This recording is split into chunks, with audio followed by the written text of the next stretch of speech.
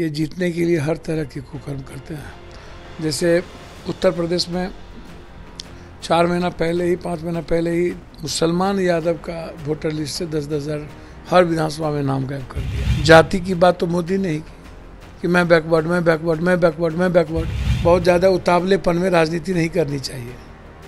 और क्षेत्रीय पार्टी जिस तरीके से अहंकार और ईगो में चल रही है, यह देश के हित में नहीं है। छत्तीसगढ़ के मुख्यमंत्री के ओवर कॉन्फिडेंट के कारण और कमलनाथ जी की जो एरोगेंसी रही, अखिलेश फखलेश, जो दिग्विजय का धोती फाड़ो। 3 राज्यों में बीजेपी ने जीत हासिल की है और कांग्रेस के 2 राज्य पर कब्जा कर लिया है। हमारे साथ इस पूरे मामले पर बातचीत करने के लिए जाप सुप्रीमो पप्पू यादव हम बात करेंगे। कांग्रेस को 2 राज्यों में हार मिली है। पहले तो आप देखिए हार जीत, कुछ दिन पहले कर्नाटक में हारे, और भी जगह हारते रहे हैं। कहीं डायरेक्ट जीतने की तो संभावना रही ना। अभी भी 9 करोड़ 10 लाख 80 लाख 90 लाख वोटर हैं कांग्रेस के पास और 9 करोड़ 40 लाख वोट है बीजेपी के पास अभी इस बार। दूसरी बात, 70 आज भी 36 सीट कांग्रेस के पास है। 43% वोट आज भी कांग्रेस के पास है इस कंट्री में। और यदि आप जोड़ लीजिए छोटी छोटी वोटें, बीजेपी को कोई देश और इंसानियत, मानवता और विकास, प्रगति, किसान, महंगाई से कोई लेना देना नहीं। ये जीतने के लिए हर तरह के कुकर्म करते हैं। जैसे उत्तर प्रदेश में 4 महीना पहले ही 5 महीना पहले ही मुसलमान यादव का वोटर लिस्ट से 10-10 हज़ार हर विधानसभा में नाम गायब कर दिया। उसके बाद उन्होंने जहाँ बसपा चुनाव अच्छे से लड़ रही थी, फाइट दे रही थी, जहाँ उसका वोटर्स ज़्यादा थे, वहाँ पर सपा को पंप कर दिया पैसा दे के। और जहाँ सपा लड़ रही थी वहाँ पर सपा को पंप कर दिया पैसा दे के। लेकिन हार की वजह क्या मानते हैं? कांग्रेस में क्या चूक हुई कांग्रेस से? मैं वही बात कह रहा हूँ। ये तो अनंत कथा है इनकी। ये तो सब कर्म दरोगा को बोल दिया कि यादव, मुसलमान और चमार जो जाटप है, राम है, उसके वोटर्स निकल गए 48% से ज़्यादा। तो तुम समझो खैर नहीं। आप लगभग बूथ उठा के देख लीजिए कि 50 क्रॉस नहीं किया कोई ज़्यादा मुसलमान का सीट। आप उठा के देखिए। ये हर तरह के पाप करते हैं। जीतने की कहाँ संभावना रही है। लेकिन जहाँ पर 2 सीट भी कांग्रेस नहीं थी, वहाँ कांग्रेस नेतृत्व पर वहाँ के शीर्ष नेतृत्व चले स्टेट के, तो वो सरकार बना ली। लेकिन जहाँ शीर्ष नेतृत्व को उन्होंने साफ कह दिया कि आप स्टेट को हम पर छोड़ दीजिए, और कांग्रेस इस माने में रहती है कि स्टेट को फ्रीडम मिलना चाहिए, लीडरशिप को फ्रीडम मिलना चाहिए, नेतृत्व को फ्रीडम मिलना चाहिए। लेकिन तेलंगाना में बीजेपी कुछ इस बार अच्छा की है। भैया कौन सा अच्छा कर ली बीजेपी? कहाँ से अच्छा कर ली पता चल जाएगा आपको। साउथ में कहाँ है 150 सीटों में? पिछली बार तो 2 ही सीट था बीजेपी। भैया मेरे वही बात तो मैं कह रहा हूँ। इस बार तो कांग्रेस कहीं थी नहीं, अब कांग्रेस सरकार में आ गई।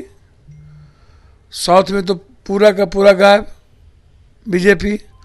और इस बार जो इन्होंने जिस चतुराई से, चालाकी से, धुरतई से चुनाव जीता है, ये तो आप उठा करके देखिए तो आपको पता चलेगा कि भाई किस तरह का ये, इसको कोई विकास, मतलब मैंने पहले ही कहा, जब इनके मुंह से यह सुनता हूँ कि जाति में देश तोड़ रहे हैं, जाति के कारण का नफरत पैदा कर रहे हैं, तो सबसे ज़्यादा जाति की बात तो मोदी ने ही की कि मैं बैकवर्ड, मैं बैकवर्ड, मैं बैकवर्ड, मैं बैकवर्ड।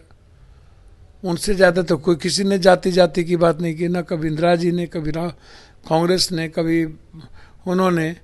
आप दूसरी बात, निषाद को गठबंधन मिली है तो किस वोट के? महात्मा गांधी थे। प्रिया पटेल को लिए तो महात्मा गांधी थे। छोटे छोटे गठबंधन आपने रामविलास पासवान को आपने अपमानित किया और उसके रामविलास पासवान के फोटो को पैर के तले रौंद दिया, अम्बेडकर के फोटो को रौंद दिया और उसके बेटे को घर से बाहर कर दिया। तो आज थाली तो क्यों चाट रहे हैं? वो जाति नहीं है। माझी, अभी माझी के साथ आप बैठे हुए हो, जाति नहीं है। तो आप जाति का सबसे बड़ा कुकर्म तो आप खेलते हैं। और ये तो जाति जनगणना नीतीश कुमार को तो आने वाला 25-30 सालों में, 40 सालों में आप देख लेना कि फोटो न लगाए अम्बेडकर के। जैसे जगजीवन राम डिप्टी पीएम बने और अपने अम्बेडकर साहब तो कभी चुनाव नहीं जीते, लेकिन उन्होंने दुनिया के ग्रंथ को संविधान में ला के रख दिया। संविधान से बड़ा कोई ग्रंथ ही नहीं है।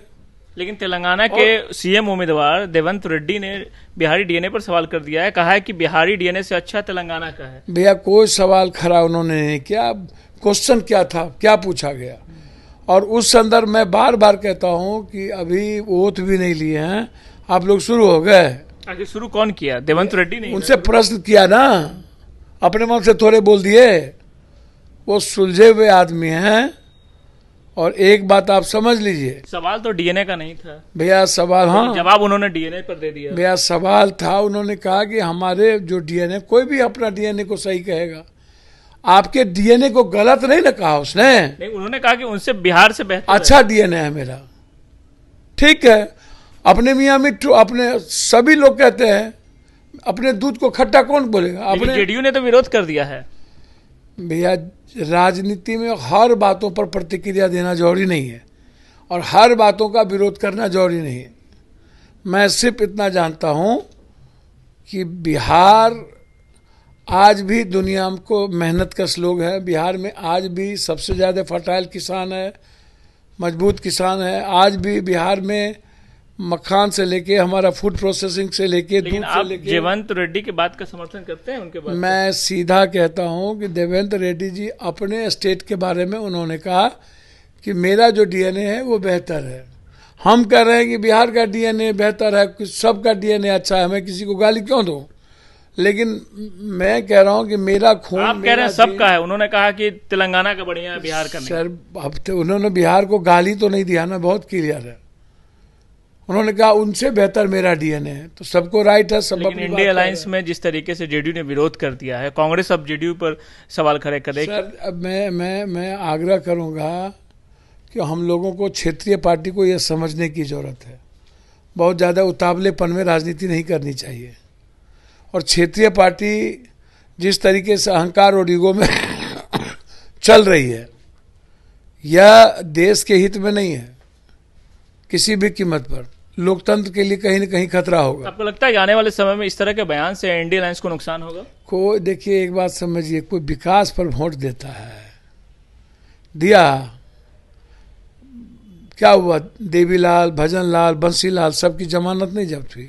प्रकाश कैरात, थम्बी दुरई जो प्रथम मुख्यमंत्री थे, एनटी रामाराव, आप उठा करके देखो ना भाई, चंद्रबाबू नायडू का क्या असर हुआ? बिल गेट्स वहां आते थे।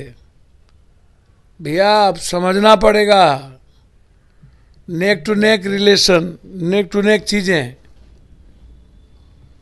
कहां से? ये जो पाठ है आई कांटेक्ट का, आप गरीबों से जाके मिलिए, गरीबों के घर और आंगन जाइए, पैर छूइए। अब दिल्ली पटना से राजनीति नहीं होगा, गांव से राजनीति होगी और गांव के लोगों के पैर छूने पड़ेंगे। अब जमाना गया कि गांव के लोग आपके पैर छुएंगे। नेताओं का पैर आप गोर नहीं छुए, नेता को छूना पड़ेगा।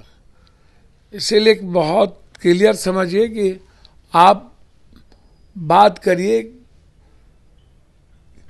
कि 2024 का चुनाव न तो बिहार का चुनाव है और न ही प्रधानमंत्री का चुनाव है।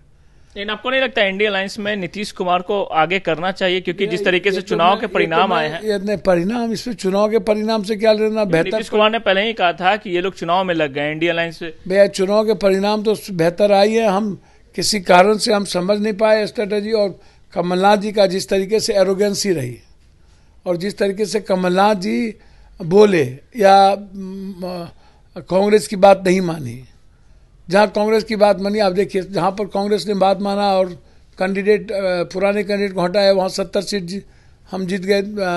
राजस्थान में, राजस्थान के झगड़े को पैचअप करने की भी भरपूर कोशिश हुई। उसके बाद छत्तीसगढ़ में हम हो गए कि हम तो चुनाव जीते हुए, हमको बहुत कुछ नहीं करना है। सवाल यहीं पर उठता है हमारा, कांग्रेस का ओवर कॉन्फिडेंस के कारण नुकसान हुआ। कांग्रेस का नहीं, नेताओं, छत्तीसगढ़ के मुख्यमंत्री के ओवर कॉन्फिडेंट के कारण और कमलनाथ जी की जो एरोगेंसी रही, अखिलेश फखलेश, जो दिग्विजय का धोती फाड़ो, या जिस तरीके से उन्होंने कंप्लीट एनडीए इंडिया के रैली को उन्होंने रोक दिया, या एकदम अपने तरीके से चलना शुरू किया, केंद्रीय नेतृत्व पर उनको भरोसा ही नहीं रहा, उनके सर्वे पर, उनकी चीज़ों पर। तो जिसका नतीजा हुआ कि वहाँ के जो कमलनाथ जी का जो ईगो है ना, वो समाप्त किया। यहाँ हम पहले हो गए थे कि जनता हमको जिता दी। तो इसीलिए मेरा मानना है कि आप देखते चलिए 2024 में यदि नेक टू नेक फाइट हुआ चुनाव पर, विधानसभा पर, लोकसभा पर, कि कौन कैंडिडेट जीतने वाला है, किस पार्टी का है, यदि एकदम हम निष्पक्ष हो करके, अहंकार रहित हो करके 2025 भूलकर और प्रधानमंत्री के दावेदार कौन होंगे इसकी बिना चर्चा के चुनाव लड़ते हैं, तो आप पहले देखिए ना, 150 तो साउथ को है, 250 इधर है हिंदी पट्टी में। हिंदी पट्टी में मराठा छत्रपति बैठल है, जाटव यादव, मुसलमान, अन्य जाति के लोग बैठे हुए हैं। तो कहाँ से बचना है? आइए बात करते हैं बिहार। एक सीट जहाँ पर 28-29 सीट है, वहाँ 28 सीट बीजेपी जीती हुई है। तो और क्या 29 सीट 29 से ऊपर जीत जाएंगे? साउथ में 50 सीट को यदि मैं हटा दूं, 40 हटा दूं, तो 110 हो गया ना कांग्रेस। आप सोचिए ना। दो आखिरी सवाल है। पहला ये कि गिरिराज सिंह ने कहा है कि बिहार में जो अवैध मस्जिद और मदरसे हैं उसकी जांच होनी चाहिए, कैसे देखते हैं इस बयान? गिरिराज सिंह की दुकान नहीं चलती है, वो दुकानें बंद होती है, और उसको अपने मियाँ मिट्ठू बनने के लिए, अपनी दुकानदारी चलाने के लिए कुछ भी बयान देना है। सेंसेशनस एक मंत्री को और एक अच्छे विचारवान नेतृत्व को और एमएलए एमपी को अपनी मर्यादाओं में रह करके बात करनी चाहिए, लक्ष्मण रेखा पार नहीं करनी चाहिए। जो लोग भी आकाश पे थूक फेंकते हैं उसी के मुंह पर थूक फेंकेगा। हम अल्लाह को गाली दें, ईश्वर को, हम महाभारत को खराब कहें या कुरान शरीफ साहब को, हर तरह के समान विचारधारा वालों के साथ हम सबको जीना पड़ेगा, चलना होगा। मेरा मानना है कि यह सबसे इम्पोर्टेंट है। बात करते हैं आपकी। आप लगातार पूर्णिया में कैंप कर रहे हैं, आप अपनी तैयारी कर रहे हैं कि महागठबंधन के लिए मेहनत कर रहे हैं? सर, पूर्णिया में जनता की तैयारी होती है, जनता के लिए होती है। उस इलाके की, कोसी की, सीमांचल की आज़ादी के लिए होती है। लाखों लाखों की भीड़ आए वहाँ, वर्कर के बदौलत आए। पूर्णिया मांगे आज़ादी, कोसी मांगे आज़ादी, बाढ़ से, फूड प्रोसेसिंग में हमको आप डेवलप करिए। सबसे ज़्यादा पलायन हमारे यहाँ होता है, सबसे ज़्यादा आर्सेनिक आयरन पानी है। हम 90 में न सबको बिजली का पोल दिए थे हो, और सब कुछ। इसीलिए आप इसको ऐसे समझिए कि पप्पू यादव का जो वो घर है ना, वो खून और मट्टी मेरे सांसों में है। तो आप अपने पार्टी से लड़िए कि महागठबंधन से? कंप्लीट अपने पार्टी से हम चुनाव लड़ेंगे। अपनी जन अधिकार पार्टी का विलय किसी में नहीं होगा, बहुत क्लियर है। जनता ने कह दिया, अब आपको जाने की जरूरत नहीं, जिसको आना होगा जनता के पास आवे, और हम जनता के बेटे हैं, हमको कहीं जाने की जरूरत नहीं है। मैं इतना जानता हूं कि जनता पप्पू यादव की चुनाव लड़ती है, और जनता मेरे लिए माँ की तरह है, भगवान की तरह है। इसीलिए हम हमेशा बात कहते हैं कि मुझको अपराध मुक्त, मुझको भ्रष्टाचार मुक्त संकल्प के साथ आगे बढ़ने की जरूरत है। जो पप्पू यादव किया था कर सकता है। मैं जिंदा जब तक रहूंगा कि मरना पसंद करूंगा, लेकिन किसी गरीब आदमी के आंख में आंसू नहीं। अगर महागठबंधन आपको मौका देगी तो क्या? सर, मैं स्वागत करूंगा। मैं हमेशा कांग्रेस की आइडेंटिटी और विचारधारा के साथ रहा हूं। यदि उन्होंने नजरअंदाज नहीं किया और हम पर भरोसा किया, तो वो भरोसा निश्चित रूप से, उस भरोसे पर मैं खरा उतरूंगा। और मैं लगातार काम कर रहा हूं, और मैं काम जनता के गठबंधन से कर रहा हूं। जनता तय करेगी कि उसका बेटा कौन होगा, खून और वहां की मिट्टी तय करेगी कि उसका बेटा कौन है, कोई और तय नहीं करेगा। आखिरी सवाल है, मुकेश सहनी लगातार घूम रहे हैं और कह रहे हैं कि भावी सीएम हो सकते हैं वो। देखिए, मैं एक बात बताओ, कोई भी कुछ हो, राजनीति में कोई भी कुछ हो सकता है। मुकेश सहनी जी हो, कोई हो, क्यों नहीं हो सकता? यहाँ तो कोई पढ़ने लिखने का कोई मापदंड है नहीं, तो होने के लिए तो कुछ भी हो सकता है, कोई भी। यदि आज अत्यंत पिछड़ा की बात हम या निषाद की बात करते हैं तो आप उसकी हिस्सेदारी और भागीदारी तो आपको देनी पड़ेगी, जिसकी जितनी जनसंख्या उतनी भागीदारी। तो दीजिए ना, जो यादव के वोटर हैं, यादव हैं, कुर्मी हैं, और लोग हैं, कोरी हैं, तो आप दीजिए। लेकिन भाव नहीं मिल रहा है उनको। सर मैं इतना जानता हूँ, सबका रेस्पेक्ट है और बिना रेस्पेक्ट के कोई विपक्ष नहीं है और कोई कांग्रेस नहीं है। रेस्पेक्ट ऊंचा है और मैं उम्मीद करता हूँ कि राघोपुर और प्रतापगंज ये हम लीड देंगे, पूरी मजबूती के साथ लड़ेंगे और आर पार लड़ेंगे। धन्यवाद। तो ये थे पप्पू यादव, काफ़ी दिनों के बाद पटना पहुंचे हैं, पूर्णिया में ये कैंप कर रहे हैं आने वाले चुनाव को लेकर, और इन्होंने साफ तौर पे कहा जिस तरीके से कांग्रेस की जो हार हुई है वहाँ जो मुख्यमंत्री थे उनका ज़्यादा ओवर कॉन्फिडेंस उनको ले डूबा। सुजीत कुमार, बिहार तक, पटना।